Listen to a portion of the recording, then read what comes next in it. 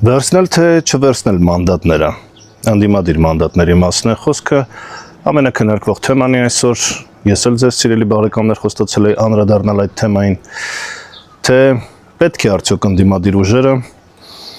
վերցնել այդ մանդատները, 21 թվականի նման վերցնեն եւ գնան աշխատեն Նիկոլ Փաշինյանի համար անդիմություն, ինչպես շատերը շատ կոպիտ եւ ինչ որտեղ տեղին ասում են աշխատել որպես բոքսի տանձիկ։ Այս է քննարկվող թեման այսօր հիմնական, որովհետև մեծ հաշվով ընտրությունները ավարտված կարելի է համարել, չնայած դրա արդյունքները անդիմությունը մտադիր է բողոքարկել, այսինքն արդեն բողոքարկել է Սահմանադրական դատարան։ Եվ այստեղ պետք է նկատի ունենալ, թե երբեմն ինչքան են իրականությունից կտրված մարդիկ եւ երբեմն նաեւ վերլուծաբաններ, ովքեր քննարկում են, ասենք նաեւ իշխանության օրակարգն են սկսում սպասարկել, քննարկում են, թե հիշում եք, ամենակննարկվող հարցը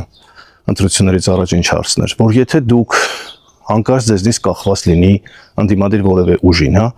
արդյոք ձեր ձայնը կտակ Քոչարյանին, կաջակցեք Քոչարյանին, շատ էին տալիս երրորդ ուժերին այդ հարցը, տալիս էին ուժեղ Հայաստանի ներկայացուցիչներին այդ հարցը, թե դուք կաջակցեք Քոչարյանին, այսինքն թեմա, որը այնքան ռեալիստական չէր, որ տեսեք, պատկերացրեք հիմա այդ թեման ինչքան հիմար թեմա է այսօրվա հայացքով երբ նայում ենք, երբ այն ուժերը, որոնց հարցնում էին նույնիսկ Անցողիկ Շմչյան անցել օրինակ Թաթոյանը, նրան էին հարցնում կաջակցեք Քոչարյանին, չէ կաջակցի։ Ուժեղ Հայաստանը Քոչարյանի հետ չկարողացավ ավելի մեծ քվեներ ստանալ, քան Փաշինյանը, որպեսզի ենթադրենք կոալիցիայով կարողանային իշխանություն ձևավորել։ Այսինքն հարցը նույնիսկ դրան չի հասել, բայց ամբողջ նախընտրական շրջանում դա էր ամենաակտուալ հարցը, այսինքն ֆիկտիվ հարց էր դա մեծ հաշվով։ Ավելի ակտուալ էր այսօրվա հայացքով այն հարցը, թե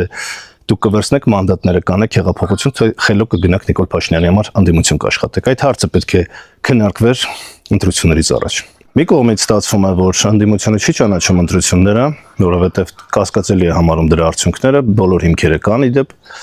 Մյուս կողմից քննարկում են գնան պարլամենտ թե ոչ։ Այստեղ կա երկու հարց, որը պետք է կոնկրետ պատասխան ստանա։ Մանդատները վերցնելով ինչ խնդիր է լուծվում, եւ մանդատները վերցնելով արդյոք ճանաչվում են ընտրությունները լեգիտիմ։ Անդիմադիր շրջանակներում հատկապես ընտրողների մոտ, ովքեր անդիմությանը ձայն են տվել, չեն ցանկանում, որպեսզի 21 թվականի նման տեղի ունենա նույն սցենարը եւ արդյունքում ամրապնդվի միայն Նիկոլ Փաշինյանի իշխանությունը, այսինքն վերցնելով մանդատները մարդիկ ակամա ընդունելու են ընտրությունների արդյունքները, դրա լեգիտիմությունը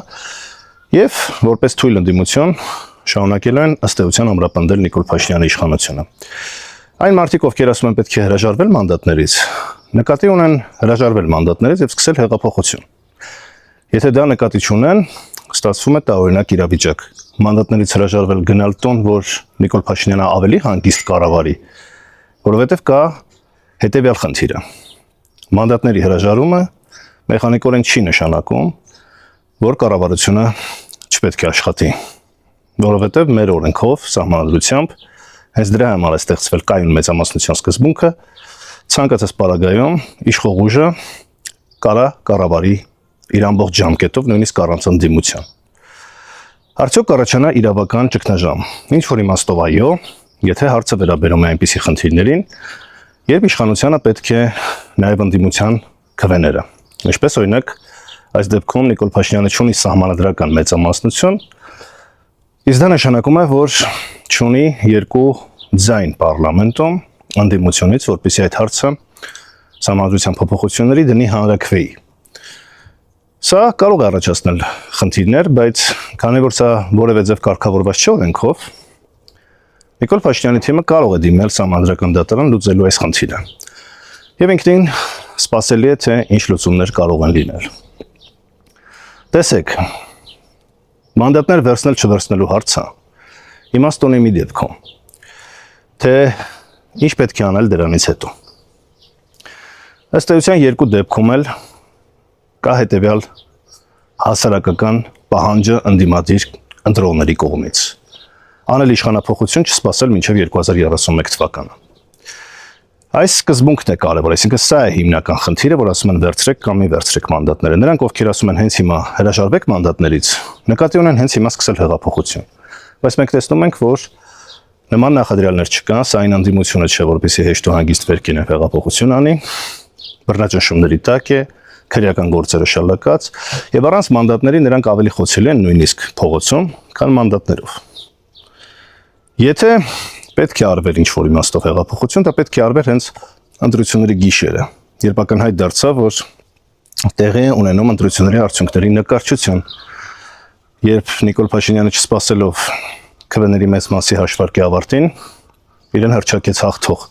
երբ ինչ-որ մի պահ կենտրոնական ընտրական հանձնաժողովի քվեների հաշվարկը նույնիսկ կանգ առավ։ Պետք է հենց այդ գիշերը սկսվեր զանգվածային բողոքի ակցիաներ, սակայն դա տեղի չունեցավ։ Հետևաբար, հիմա այս վիճակում, երբ որ արդեն ընտրական, նախընտրական կրքերը հանդարտվել են, առավել եւս անիմաստ է դառնում, որովհետեւ ընդդիմությունը հիմա ավելի խոցելի է, քան մի քանի շաբաթ առաջ, եւ առանց մանդատների դառնում է ել ավելի խոցելի։ Մենք քիչ անց կքննարկենք պատմական նախադեպեր, թե տարբեր երկրներում ոնց է եղել։ Գիտեք, մի շարք երկրներում մանդատներից հրաժարվել եւ փողոցային շարժում սկսելը իսկապես բերել է իշխանափոխության, որոշ երկրներում ոչնչի չի բերել։ Ես շատ հպանցիկ դրանց կանդրադառնամ այդ օրինակներին։ Օրինակ Բանգլադեշում պետությունը դա մեր թաղամասը չէ, Երևանի, ով չգիտի իհարկե։ 1990-ականների սկզբին էր կարծեմ, նման մի իրավիճակ էր, հրաժարվեցին մանդատներից, չճանաչեցին ընտրությունները, դուրս եկան փողոց եւ իշխանության փոփոխություն տեղի ունեցավ, ստիպված հրաժարական տվեց։ Դա այն դեպքում, երբ որ իշխանությունը ունի ոչ մի տեսակի լեգիտիմություն եւ աջակցություն հասարակության շրջանակներում։ Արդյոք այսօր Նիկոլ Փաշինյանը ունի տոտալ աջակցության բացակայություն։ Մենք տեսնում ենք, որ ոչ, չնայած նա ունի ժողովրդի մեծամասնության աջակցությունը եւ 50+1% չի հավաքել, այսօր նա որևէ լեգիտիմ իրավունք չունի խոսել ժողովրդի անունից։ Բայց միաժամանակ մենք գիտենք, որ նա ունի ավելի շատ աջակցություն, քան անդիմադիր առանձին ուժեր։ Բայց վիճակը հետաքրքիր է այն առումով, որ ամբողջ ընդդիմությունը, այսինքն եթե մենք ընդդիմություն եւ իշխանություն դիտարկենք, ընդդիմությունը այսօր ունի ավելի մեծ աջակցություն, այսինքն Փաշինյանին մերժող ավելի շատ էլեկտորատ կա, քան աջակցող։ Բայց չկա մի ուժ, որը ավելի շատ աջակցություն ունի, քան Փաշինյանը։ Սա է խնդրեմը եւ այստեղ եթե ընդդիմությանը հաջողվի միավորվել, դառնալ մեկ բռունցք եւ ունենալ այդ ուժը, այդ միասնությունը ունենալ ավելի մեծ աջակցություն, քան Փաշինյանը, հեղափոխական սցենարով իշխանափոխությունը շատ ռեալ է։ Բայց առայժմ չկա այդ վստահությունը, որովհետեւ անդիմադիր ուժերը շատ պարակտված են, մեկը չի ուզում մյուսի հետ միավորվի, նոր ուժերը չեն ուզում նախկինների հետ ասոցացվեն, նախկինները չեն ուզում նոր ուժերին շանս տան, կա փոխադարձ մեղադրանքներ, այսինքն անդիմությունը չափազանց դեֆրագմենտացված է, միասնական չէ իր բնույթով, որպեսզի կարողանա մեծ համերաշխություն կոնսոլիդացնել։ Բայց այդպիսի իրավիճակ էր նաև 18 թվականին, պետք չէ մոռանալ, որ Սերժ Սարգսյանին հեռացնելուց առաջ այնպես չէր, որ ընդդիմությունը այդպես միասնական էր։ Այսինքն այստեղ շատ դեպքերում նույնիսկ մեթոդաբանական խնդիր է, քան էության խնդիրն է։ Բայց կա այդ խնդրեմը, որին պետք է կոնկրետ պատասխան տան ընդդիմադիր հիմնական ուժերը։ Եվ մենք տեսնում ենք, որ հնչում են կոչեր ընդդիմությունը համախմբելու, այդ կոչով հանդես եկավ Սամվել Կարապետյանը, բայց սա երկարաժամկետ ծրագիր է, սա ինքնին արդեն կարելի է ենթադրել, որ նրանք մտադիր են մանդատները վերցնել։ Վենեսուելայում օրինակ 2000-ականներին Հուգո Չավեսի դեմ կար անդիմադիր պայքար, բոլոր ուժերը հրաժարվեցին մանդատներից, բոյկոտեցին խորհրդարանը, բայց Հուգո Չավեսը հանգիստ կառավարեց մինչև իր ահագին մի քանի տարիներ։ Այսինքն մենք ունենք նաև սցենարներ, երբ դա չի բերում իշխանափոխության մեխանիկորեն, որովհետև իշխանությունը բավական ուժեղ է, իսկ ընդդիմությունը այս պարագայում բավական թույլ է։ Վրաստանի օրինակը նույնպես կարելի է դիտարկել անհաջող փորձերի շարքում, վերջերս հենց 24-25 թվականներին հիշում եք լուրերով տեսած կլինեք, բողոքի զանգվածային ցույցեր, էլի անդիմադիր ուժերը հրաժարվեցին մանդատները վերցնել, դուրս եկան փողոցային պայքարի, բայց դա չբերեց իշխանափոխության։ Հետևաբար, այստեղ կա այդ խնդիրը, ամփոփելով կարող ենք ասել հետևյալը. անդիմադիր հիմնական ուժերը հակված են վերցնելու մանդատները, բայց որպեսզի նրանք չդառնան հերթական անդիմությունը 21 թվականի, նրանք պետք է հստակ օրակարգ թելադրեն, հստակ ճանապարհային քարտեզ մշակեն, թե ինչպես են հասնելու Նիկոլ Փաշինյանի հեռացման իշխանափոխության միջոցով կլինի հեղափոխական փողոցային շարժում, որը տեղի կունենա 2031-ից առաջ։ Այնպես ինչպես 18 թվականին օրինակ տեղի ունեցավ։ Այն ժամանակ էլ Սերժ Սարգսյանը վստահ առանց որևէ ցնցումների ընդդիմությունը նույնիսկ ընդունեց արդյունքները, վերցրեց մանդատները, բայց մեկ տարի հետո տեղի ունեցավ խայտարակ հեռացում իշխանությունից։ Նիկոլ Փաշինյանը բացառություն չէ, չի կարող լինել, որովհետև մենք տեսնում ենք, որ լուրջ մարտահրավերների առջև է, այնուամենայնիվ երկիրը կանգնած նրա որոշումների շատ բան է կախված եւ այնպես չէ, որ ժողովուրդը միասնի հավանություն է տալիս նրա բոլոր որոշումներին։ Ճակատագրական որոշումներ են շուտով ընդունվելու եւ եթե հարակվեի դրվեց հարցը, ապա դա կրկին ժողովրդին մոբիլիզացնելու, բողոքական ալիք բարձրացնելու հնարավորություն է տալիս ընդդիմությանը։ Այնպես որ կարելի է վերցնել մանդատները եւ միաժամանակ գեներացնել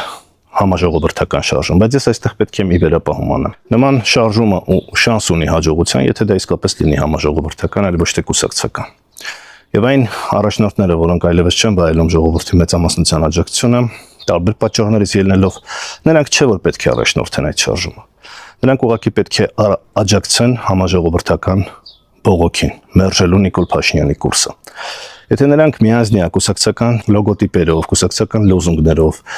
փորձեն ինչ-որ փողոցային շարժում գեներացնել, ես հակված եմ մտածելու, որ դա մեծ հաջողություն չի ունենա, որովհետև Նիկոլ Փաշինյանին կարելի է հեռացնել միայն համաժողովրդական շարժմամբ, այլ ոչ թե ընդդիմադիր կուսակցական շարժմամբ։ Սա կարևոր նրբություն է, որը պետք է հաշվի առնեն որոշում կայացնելուց առաջ եւ հետո։ Հավանեք, տարածեք, բաժանորդագրվեք, շուտով նորից կհանդիպենք։